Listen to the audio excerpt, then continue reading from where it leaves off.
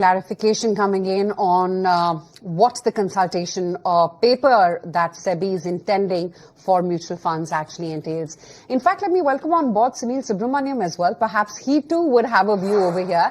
Sunil, okay. And we also have Jimit Patel here with us to get a sense on the same. But gentlemen, both of you, afternoon. Sunil, let me start off with the conversation with you. And just wanted to understand, how do you think this move is actually going to impact the MF industry to begin with? Sunil, you'll have to unmute yourself. Yeah, hi. So I think that, overall it's going to help the industry in terms of expansion, because I think clear cut, there's going to be a 15 basis points reduction in the cost of mutual funds, right, to the customer.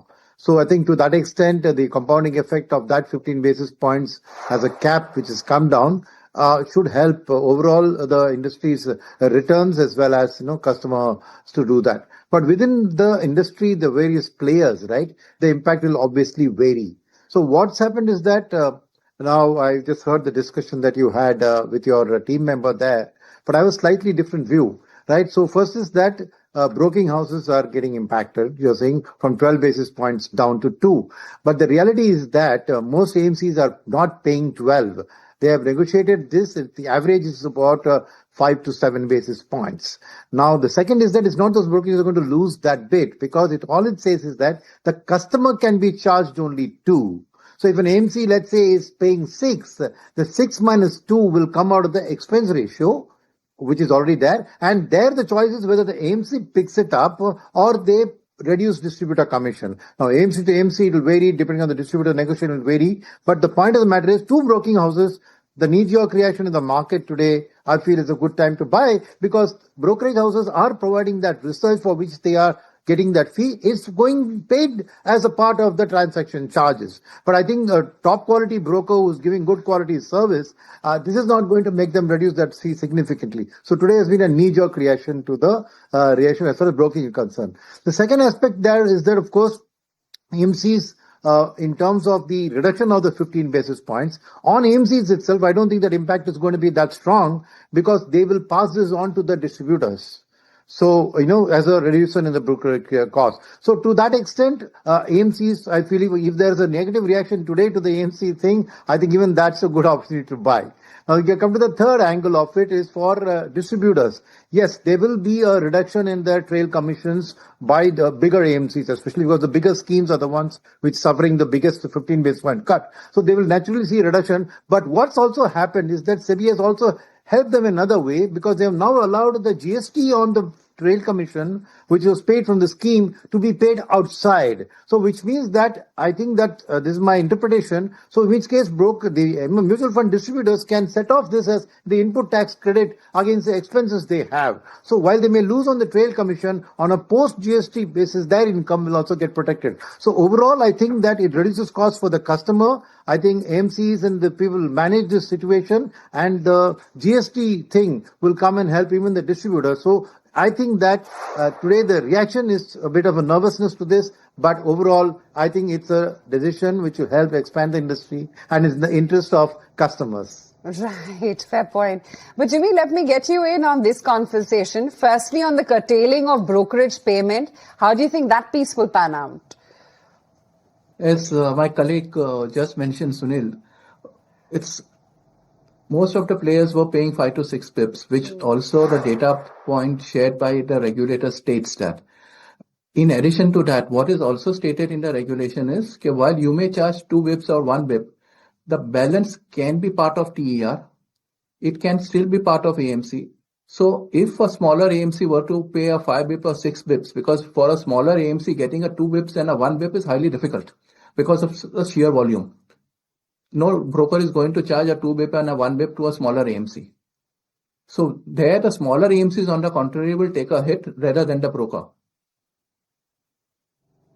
And unfortunately, the regulator says that the difference between the brokerage paid minus 2 bips or 1 bip can be part of TER. In addition to that, there is also provision that any expense over and above the TER after plowing back of the management fees can also be borne by the AMC or the sponsor. So all those tools are available. Plus, the most important thing that we are all missing out is expenses that were part of TER were earlier all inclusive of GST. Be it the R&T fees or the custody fees or your banking charges, etc. Now, GST component or any statutory levies or even a stamp duty have been carved out outside the ambit of TER. So all expenses which earlier were inclusive of GST will be accounted for at their nominal value, and GST thereon will be over and above TER. So if you accumulate the GST component of all the expenses, including the management fees, the cut of 15 bips will more or less take care of. So there won't be a bip in the earnings of the AMC.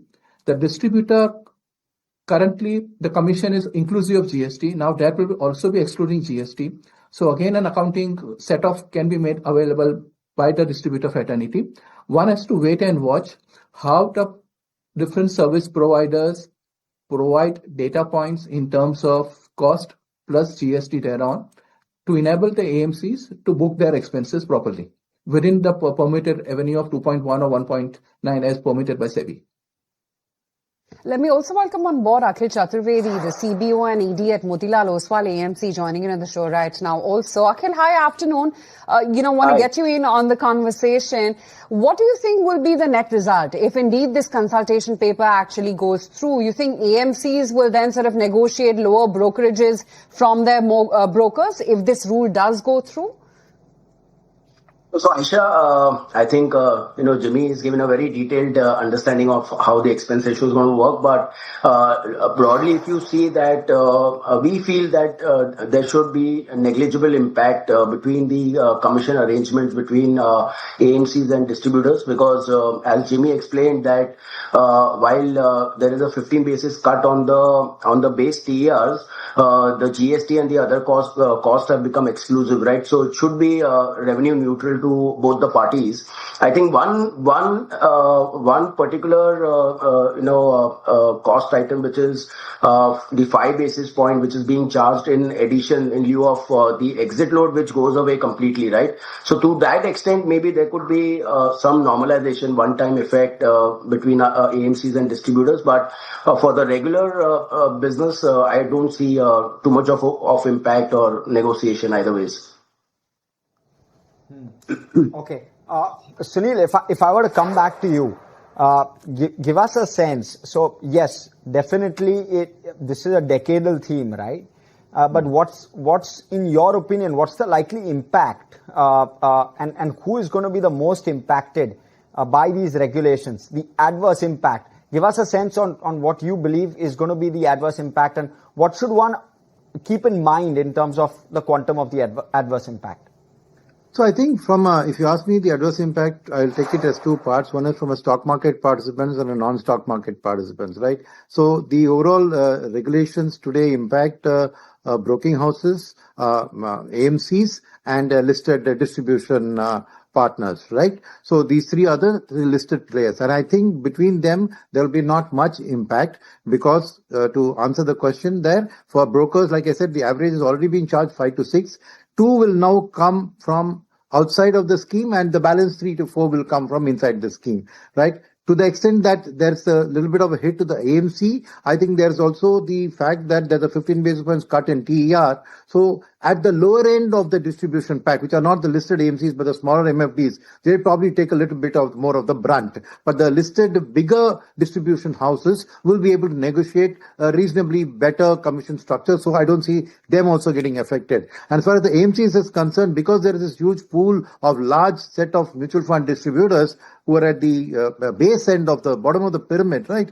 Passing on a little bit of them, they will be able to manage. So to me, really speaking, there's a big negative reaction to any listed player in the stock market because of this. There will be some impact on the smaller marginal players whose negotiating powers are naturally not as strong as the bigger players. So I think that's the way I would summarize this.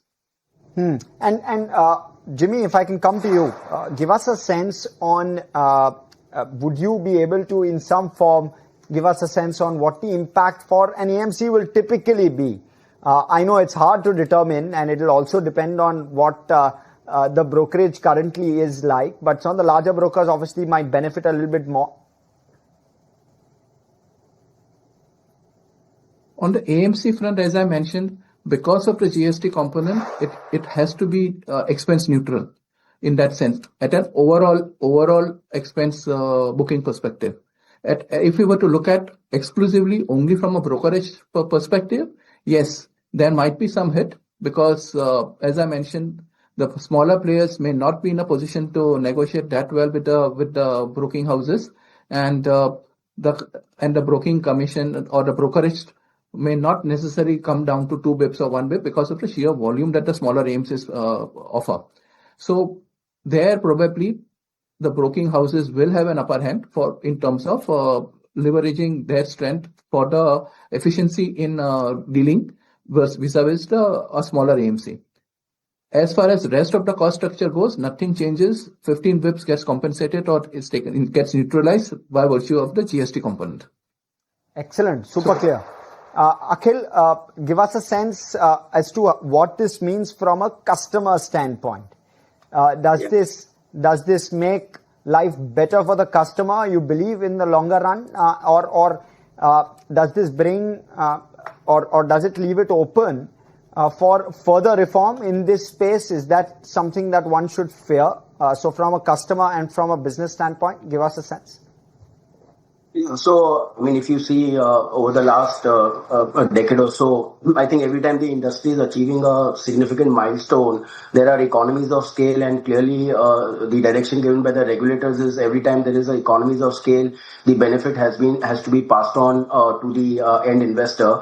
And over a period of time, we've seen that there have been significant reforms as far as TERs, entry loads, exit loads, all of these things go. We are still in the growth phase as an industry, and I think there are miles to go, and the industry can become a lot more bigger in size over the next 5, 10, 15 years.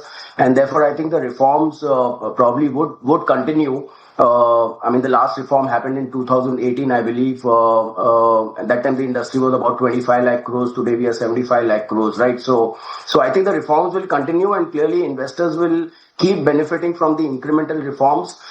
This time around, I think the reduction of the trade cost or the brokerages paid to brokers for trades coming down by 10 basis points is like it's a meaningful cut in terms of operating expense, and that benefit will eventually be realized by the investors. So yeah, they stand to gain definitely. Okay, Akhil, Jimmy, Sunil, thank you so much for joining us, gentlemen, for this discussion. It's been an engaging one. Thanks so much for coming in and speaking with us.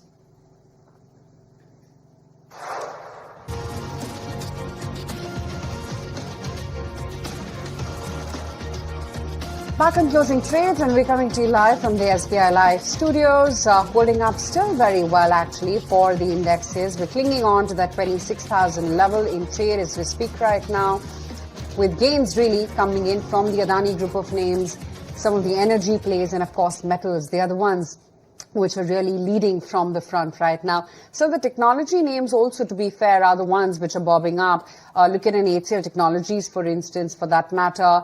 Some of the other blue chips like an SBI, Reliance, and Titan has put on another 1% in trade. Kunal, you were mentioning in the morning that ever since I think Diwali or the festive period began, Titan has really turned the corner, and this is coinciding with gold being at an all-time high. Yes, for the last couple of trades, it's cooled off a little bit as well. But finally, you're seeing a big breakout in Titan. Well, absolutely, yes. In fact, it's moving exactly opposite of the gold price movement. When the point, when the peak of the gold prices happened, that was the point when Titan corrected by 10%. And, for a large cap name like Titan, which has moved over the last 2 decades and more, I think to fall by a margin of 10% in a period of, 3 weeks, 4 weeks, I think is a very strong kind of a corrective wave, and that requires generally some sort of news flow or event surrounding the stock price. But then what I like about the stock chart, and the reason why I recommended was this recovery which had happened for Titan from the 3,300 short levels, which had formed a low I think in the previous month, September to be precise. So I think from there the recovery has been quite smart. The stock is now on the verge of a major breakout, which is now visible more clearly on the monthly charts. That I believe could be a big trigger for Titan. And then the base asset class, which is gold prices, we are looking at some moderation happening in the gold prices. So that means that we could be looking at some bit of a consolidation in that asset class over the next couple of months. Even that would probably help the prices move up higher for the stock in the near term. Okay. So Titan in focus, of course, you'll have numbers come through fairly soon, which is next week. Sunil, would you have a view on gems and jewelry? Is this something at all that you would bet on, given the rally in gold and maybe a bit of a cool off now? There's been a pullback. Would that at all make you feel that this is a space that one needs to bite into? Yes, I think so. See, basically what's happened is that all the jewelry shops, if you notice, they use this trade-in a lot. So people are also coming and putting in their old jewelry because of the high prices and trading it in. And in that trading process, the jewelry shops, the gems and jewelry sector makes money. So that's, I think, definitely because there's the wastage charges, there's a cost of the old gold, they take off some shave off something, there's making charges. So they actually, the trade in, right? The customer may feel that, oh, I'm giving a old gold, getting new. But there's a huge margin uptick which comes into the jeweler because of this trade-in. Okay, he makes profit on all the legs. He makes profit on the price that he buys the gold. He makes the profit on the making of the new jewelry and sells it at the new price. So I think overall that's good. Second, on the gems and jewelry side is because of this whole tariff season. As you know, that's the one place where I think about 12% of US gems and jewelry is from India. So any good news there happening, right? I think it's going to be a huge pickup for the gems and jewelry industry. So because now there's been pressure because of the tariff on that export-oriented gems and jewelry, I think it's a good time to buy because we know this is going to get solved. Mr. Trump has again tweeted saying, oh, I'm going to have a great deal with Modi and all of that. So sooner or later that gets solved. And I think then you will see a rally happen and you will regret that you didn't buy today. So overall, I still be very positive on the gems and jewelry today. Okay, that's the word coming in on what's really happening within the gems and jewelry space. And of course, Titan really reversing trend. But ahead of the crucial meeting with Xi Jinping, Donald Trump reiterates his friendship and respect for PM Modi.